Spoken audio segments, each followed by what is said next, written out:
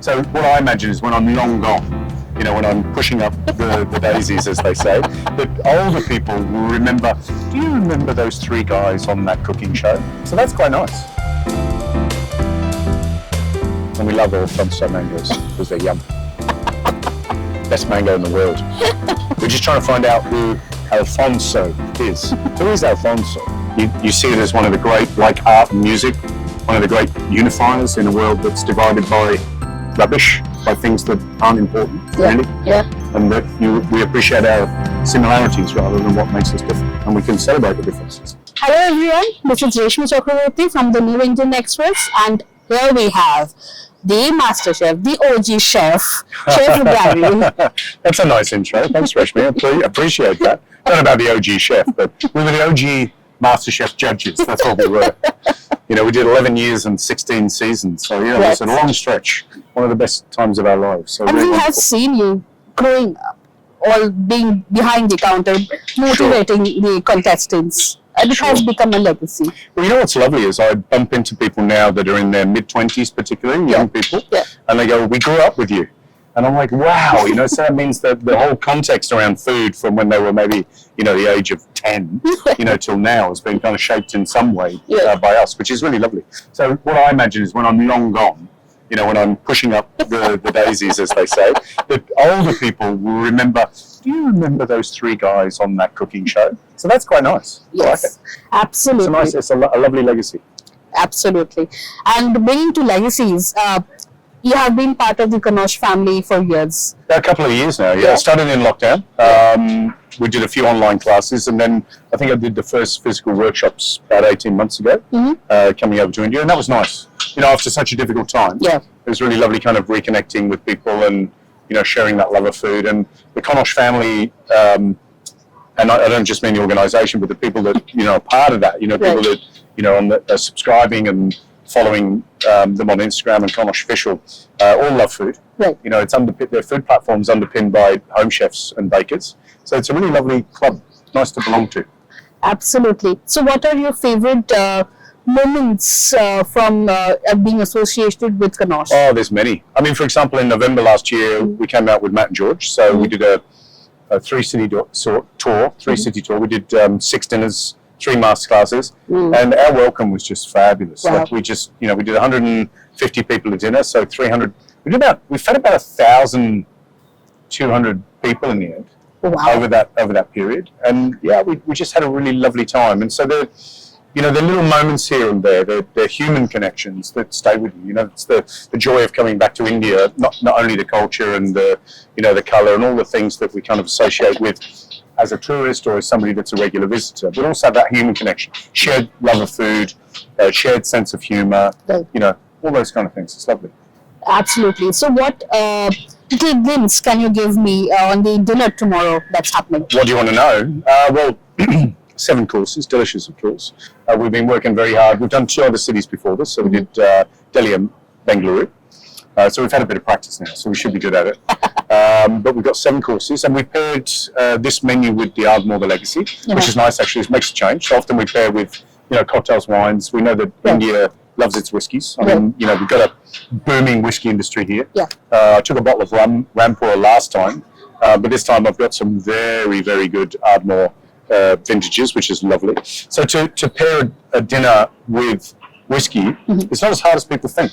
You can sit on a whiskey for a couple of courses, and if you design the menu, say you've got some big flavours. So, for example, we've got with the first 2 courses, a couple of meatballs of the Legacy, and we've got things like a cheesy potato croqueta with almost like a sushi, sashimi, but with tuna on the top. Yuzu koshu, which is yuzu is a fruit, so it's a fermented preserved chili paste made from the fruit, and nori. We've got salmon rillettes, which is kind of a very classic French dish on a waffle, like little snacks. Gruyere tart. A couple of vegetarian dishes we've got. We've got an iman bialdi, which is like an eggplant, like a braised eggplant with smoky peppers and things like this, wrapped in kataifi, served on maharama sauce and sesame yogurt, and walnuts and honey. So what we've tried to do is pick out some big flavours that pick up the notes in the whiskey. Little smoky, little peaty, flavours of honey, maybe toffee, citrus, particularly orange. A bit of fun. So we've got, what else have we got? I want you to do confit of duck, which is not for vegetarians, obviously, but we've got beautiful new season asparagus for them with a grabiche of zucchini, which is, again, a classic French sauce grabiche, but not normally with zucchini. But I'm doing a confit of duck in braised lentils, radicchio leaves, with a kind of a sweet and sour vinaigrette, and Australian lamb. I can't help it because it's good. And I'm supporting Australia as well as India. So we're using a lot of local produce, a lot of local suppliers, but then we chuck in things like Yarra Valley salmon caviar, which comes from, 20, 30 kilometres from where I live, really beautiful. Australian lamb from Victoria. And we bought a few natives like saltbush, which is a kind of a salty leaf. Looks like a fried curry leaf, but then it's different flavour, salty, not as aromatic or spicy. And lemon myrtle, which we're using with the Alfonso mango dessert that we've got. Wow. So, and we love Alfonso mangoes because they're yum. Best mango in the world. We're just trying to find out who Alfonso is. Who is Alfonso? No idea, it's Alfonso. It's just the name. It's just the name. Yeah, but who is it? Why did they decide to call a mango Alfonso? That's a question. See, that's a question. Like, was it a tall, dark Italian man that somebody met and then went, I met this guy, and I want to call him Mango after the guy. Can somebody tell me? I've looked it up. There is no answer. That answer. Careful what we wish for. All right. So coming to your love for Indian cuisine, and you are pairing it with whiskeys. How easy or how difficult is it to pair whiskeys with Indian cuisine? Well, I'm not doing Indian cuisine, but I think whiskey works. Flavors. I think whiskey and Indian flavors works well because you need things with substance to support the whiskey. A lot of very light, let's say Italian flavors would be a difficult match. I mean, if you're grilling a piece of fish and serving it with olive oil and something very simple, then possibly a whiskey match is not going to work. Right. You need to. Although in saying that, what's nice about something like a whiskey is you can make a cocktail from it.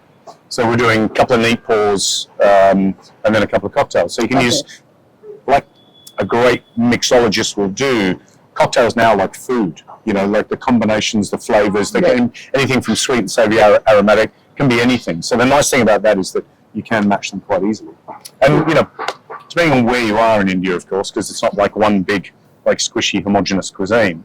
You can go from hot and spicy with many, many layers of spices to, say, the northeast where they don't really use spices at all. Right. Might use pepper if you're lucky or wild ginger. So, we've got to be careful when we say Indian food. Because what does that mean? It's like European food. Could be anything, couldn't it? True? Absolutely. True that. So what's your favorite Indian food? You need to be more specific. So you can go, what's your favourite, Bengali dish, or your favourite South Indian dish, or your favourite Hyderabadi dish? And it could be Telangana or it could be Andhra. Hyderabad, to be precise. You want to be Andhra? Andhra, Telangana. See, for example, I like an Andra Biryani. I really like that. I like the separation of ingredients. To me, when I describe it, I go, rather than, say something cooked, dum biryani, pachi, or whatever, where, you're digging in for ingredients. The Andra biryanis I've had are much more separate, lots of crispy things on top, right. Really delicious. But what did I have the other day? It was so simple, a simple mutton broth, marag. Marag, yeah. Just things like that I really love. Even my chef just went, ooh, really like strong flavour, really tasty. And another thing that I've never had before, and I'm trying to remember the name. It begins with P. It's like palusa or something like that. Palusu. It's really delicious, very light, very fresh in the summer heat. Yeah. It's almost like a cold rasam without the tomato. So delish. Ooh, lovely. See what I mean about that is I'm learning that, like if you said, what's your favorite Naga dish, then I would go, fermented bean shoots with chicken, or smoky kind of unctuous Naga pork, or momos from Ladakh, or, like give me a region and I can dig into it. Like I've been, to Tamil Nadu, I've been to Madurai, for example, and, we're eating all these delicious little vadai on the streets and bun paratha and all these lovely things. Or I was thinking in Gujarat recently, everything from, dokla to kanvi, some crazy Gujarati-fied dishes, where they do weird things like ice cream Nutella and ice cream sandwich, white bread paneer. What's going on in Gujarat? Crazy people. Do you know what I mean? Yes. Yeah. Gotala dosa. Oh my goodness, Gotala dosa. Beautiful. So coming to this like fusion of foods, what do you think about? Well, we just talked about Gujarat. That's fusion, isn't it? Yeah. That's fusion. That's crazy Gujarati-fied. Do you like things. the recent bread of dishes that we come up to see on social media, where mixing of contrasting flavors? I think I think it's just, it's like fashion. Like right now in food around the world, there's a little return to things that I'm very familiar with that I learned maybe 30 years ago. Lots of technique-driven, rolled things. Like there was a little resurgence in Wellingtons, things wrapped in pastry, or now little roulades or fish poached, wrapped in maybe mousse and squash blossoms, and very technical, very almost classic French. So I'm very familiar with that. So I love that cyclical, fashionable flow that you get with everything from shoes to food. So there's nothing wrong with it. And I think the good stuff sticks. I think when you get trends, like in fashion, in clothes, where you go, really? Do we need to see, skinny jeans again? That they go away for a while. So I think the good stuff sticks. And I love young chefs experimenting, fusing flavors, and putting things together that you might not expect, but occasionally then just stick for a long time, and it becomes a winner.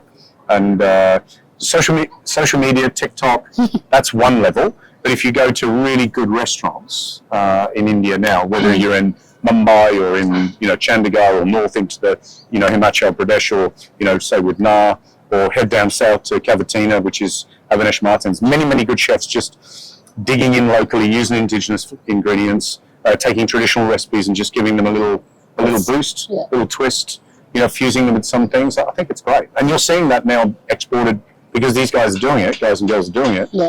You're seeing these ideas getting exported across the world. So people are, doing little, puchkas or golgappas, or they're doing little, I was trying to think, idiyappams or palapams, all these things that maybe are new to the world when they thought Indian food was something else. Right. Do you know what I mean? Yeah. And now they're getting something like completely different. Yes. But we had jackfruit halim last night.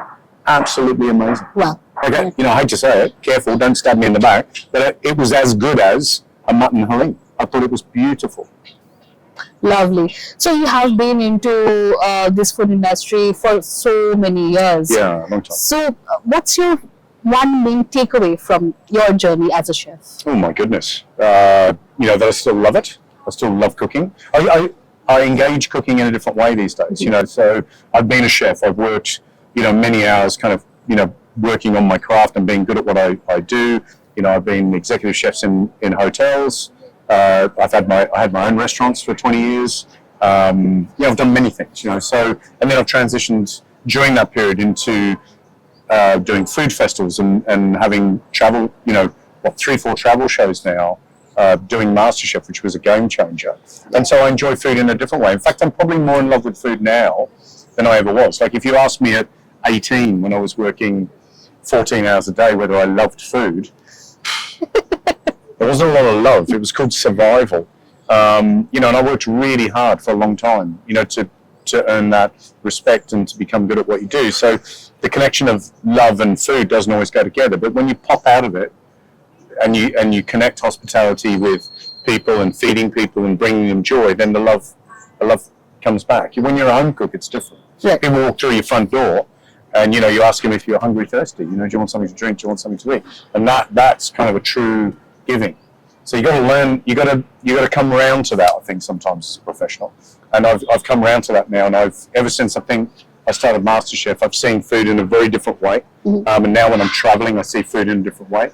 You see it as one of the great, like art and music, one of the great unifiers in a world that's divided by rubbish, by things that aren't important, really. Yeah. And that we appreciate our similarities rather than what makes us different, and we can celebrate the differences. Absolutely. So on a very personal... It's very deep, wasn't it? It's because I'm hungry. I want a sandwich. We'll give you the sandwich in some time. It's all right. I'm fine. There's enough food in here to last a few months. So what's food for you on a very personal level? The moment you think about the word food, what does come to you? Well, there's joy. There's always joy. But I think for me on a personal level, it's me being able to nurture and feed people. Like, one of my greatest pleasures has always been feeding my daughter. Like, you know, I drive her nuts, you know, because I've always made her, since she was a little girl, sit down at the table, eat her dinner, television off, no phones, family time, conversation time. You know, and you can start your meal in silence and angry about something, but then you can finish it, you know, having discussed, having worked through a problem, or, you know, having celebrated something, and that, you know, I love that. And so I drive her nuts. You know, I get up at 7:30 in the morning and go, "What do you want for dinner?" And she goes, "Dad, I haven't even had breakfast yet. I can't think of dinner." But then I'm thinking about that. You know, that's what I want to do. So on a personal level, that's what it means to me, and I hope I can do that for the rest of my life. You know, I hope that, you know, I'm going to be a little old man, you know, pottering around in his garden and you know, feeding my family. You know, maybe grandkids if I'm lucky. So I'm a little old man now, aren't I? No, I'm a little older, not a little old man. Tough. You have years to go. Yeah. I've got a few years to go. Yeah, a few But you years know what I mean? I love that idea of becoming that, you know, yeah, there's a bit of peace, I think, that you can take from that, and a lot of presence in the moment. So you have, you know, cooked for so many people around the world, but you have to choose someone to cook for you a special meal. Who would that be? No, it could be anybody. I think, you know, like I often see interviews where I don't think chefs really care. You know, I've cooked for the Queen and I've cooked for this, and I don't think really they care. I don't care. I don't care if they're famous. I don't care if they're, you know, there's an appreciation that you get. If I gave you something and you loved it, then that's the best thing that could happen. Yeah. You know, and it'd be the same if you cook for me. Yeah. You know, I've had friends that, you know, maybe 20 years ago were new friends, and they were really nervous about inviting me around for dinner. I go, I'll eat anything. And if somebody's cooking it for me, it's even better. I just love, and people make apologies in advance, you know, because they're worried about what they've cooked. And I'm like, seriously, I just love being cooked for. So, yeah, you could cook for me and make me the happiest man on earth. So, yeah, it doesn't have to be anybody in particular. And if I want to pay for the experience and go to a really expensive restaurant, that's a different thing. True. So what's Chef Gary beyond the world of culinary? Who is Chef Gary? Not the chef part, leave the chef part. Who is Gary on a personal level to his friends and family? Just that guy, I think. Hyphenated. I don't know. I'm very much a bit of a homebody when I'm not traveling. Like, I travel a lot, so it drives my wife nuts. Like, I'm just going to get home on Sunday from 3.5 weeks away, and I just want to be at home, whereas she just wants to go out. So, yeah, but I'm very much a homebody. I love, you know, we've got a beautiful property outside of Melbourne. I love gardening. I love swimming at the beach. I love riding my motorcycle. I love family and friends. You know, I love wine. I love, you know, just, yeah. I'm not a. Well, you can tell actually. You know, like I'm not a labels person. I don't chase things. Like, I'm not a things person. You know, people show me. They go, "Oh, did you see my new handbag?" And I go, "What is it?" And they go, "It's Prada." And I go, "Is that expensive?" Like, I've just got no idea. Like, no idea. People say, "Oh, you know, look at this. Look at my shoes." I'm like, "Yeah, great. These are from Uniqlo. Jacket was made by Uniformati, which is a wonderful guy. Socks from Uniqlo. Birkenstocks for the kitchen." So, like, I'm a pretty practical guy. You know, I wear shorts and a t-shirt pretty much the time. And I buy my t-shirts in India now because I buy a certain brand, and they just last. So I've just bought 20 of them to take back. So jeans, t-shirt, that's it. Yeah. So, yeah, that's me. I enjoy the simple things outside of what I think is a very hectic, you know, I can be very hectic sometimes. So I enjoy that. And, for example, filming around the country with National Geographic has been such a pleasure last year and this year. Just connecting with people in so many different ways, and just seeing that kind of rich, you know, wonderful side of humanity that celebrates community and, you know, God, you know, whatever, or gods, Yes, you know, right. depending on who it is. And that really fills me with a lot of joy. Lovely. So what's coming up for you on your professional and personal level? Well, what's happening this year? There's me telling you I'm a simple guy and like being at home. There's a lot of travel this year. Uh-huh. So Matt and I have formed an association with a company called Luxury Escapes. So we're doing 4 curated food tours for Australians overseas. Very niche. We're coming to India. We're doing the Golden Triangle. We're going to Vietnam. We're doing Hanoi, Hoi An, and Saigon. we're going to Japan and also Sri Lanka. So Wow. as part of that, we do a research trip. Eat. Terrible life. Terrible life. And then we deliver the tour. So yeah, that's pretty special. I've got an outlet that I opened up in Melbourne Airport called Moba Moga, which is a kind of fun Asian concept. Everything from katsu sambo, omoniyaki, banh mi, a kind of reflection of my travels. So really simple food. More with Conosh. So we've got travels backwards and forwards with Conosh, probably 4 or 5 times this year. Some of those travels may take us to South Africa and Malaysia. What else is going on? I'm doing a Himalayan trip. I think it's nearly booked on a Royal Enfield. And what else am I doing? That's it. Well, there's a few more things, but that's about it. So it's not that quiet, is it? And there's only 7 months of the year left, really. It's okay. You can make it all in.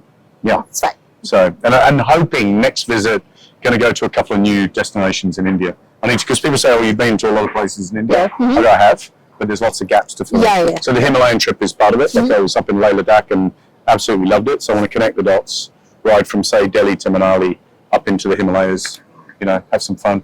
And then get over to Kashmir. That's on the list. Get down to Lucknow. That's on the list. And we'll see how we go. Absolutely, and all the best for all your travel and other endeavors. Thank you so much. It was a pleasure having you. Are you coming for dinner tomorrow? Yes, I am. Isn't she lucky? So she gets 7 courses, and she gets whiskies matched by the Ardmore, the Legacy. You're spoiled. I know. Thank you so much, everyone. And thank you for having me. Thank you.